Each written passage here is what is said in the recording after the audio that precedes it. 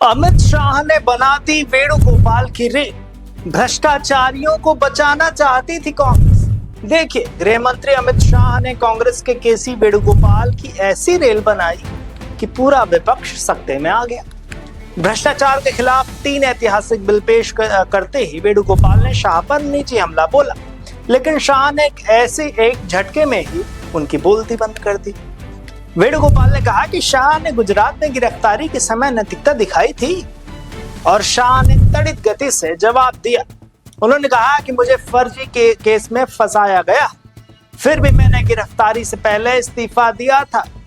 अब आप मुझे नैतिकता सिखाएंगे? अमित शाह ने 3 ऐतिहासिक बिल पेश किए। ये बिल कहते हैं कि अगर कोई भी प्रधानमंत्री, मुख्यमंत्री या मंत्री गंभीर अपराधों में 30 दिन तक जेल में रहता है तो उसे पद छोड़ना होगा। शाह ने कहा कि यह बिल भ्रष्टाचार के खिलाफ मोदी सरकार की प्रतिबद्धता का प्रतीक है। लेकिन रुक जाइए, जैसे ही बिल पेश हुआ विपक्ष ने हंगामा शुरू कर दिया और इस हंगामे के सरगना बने कांग्रेस के वेणुगोपाल, जिन्होंने शाह पर निजी हमला बोलकर अपनी ही रेल बनवा ली। लोकसभा में हंगामे के बीच केसी वेणुगोपाल ने अमित शाह पर निशाना साधा। उन्होंने कहा कि ये जो बिल है, ये जो है संविधान के सिद्धांतों को तोड़ने के लिए, यह आरोप लगाया केसी वेणुगोपाल। उन्होंने कहा कि बीजेपी नैतिकता की बात करती है, लेकिन जब शाह गुजरात के गृह मंत्री थे तब उन्हें गिरफ्तार किया गया था।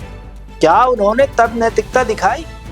लेकिन वेणुगोपाल जी अपने शाह को चुनौती देकर अपनी ही फजीयत करवा दी। शाह ने इसका तुरंत पलटवार किया। उन्होंने कहा कि मुझे कांग्रेस ने फर्जी जो है इनकाउंटर में केस में फंसाया। मैंने गिरफ्तारी से पहले ही इस्तीफा दे दिया था और कोर्ट से बरी होने तक कोई संवैधानिक पद नहीं लिया। अब आप मुझे नैतिकता सिखाएंगे? अमित शाह ने कांग्रेस की पोल खोलते हुए कहा कि कांग्रेस का इतिहास रहा कि वह भ्रष्टाचारियों को बचाने के लिए संविधान तक बदल देती है। ये कहना था अमित शाह। इंदिरा गांधी ने 39वां संशोधन लाकर पीएम को कानून के ऊपर रखा। शाह ने राहुल गांधी पर भी तंज कसा। उन्होंने कहा कि लालू प्रसाद यादव को बचाने के लिए कांग्रेस ने अध्यादेश लाया था, जिसे राहुल ने फाड़ दिया था, लेकिन आज वही राहुल लालू को गांधी मैदान में गले लगा रहे हैं। खैर, इस मुद्दे पर आप क्या सोचते हैं? आपकी क्या राय है? कमेंट में जरूर बताइएगा। तब तक देखते रहिए राजस्थान वन।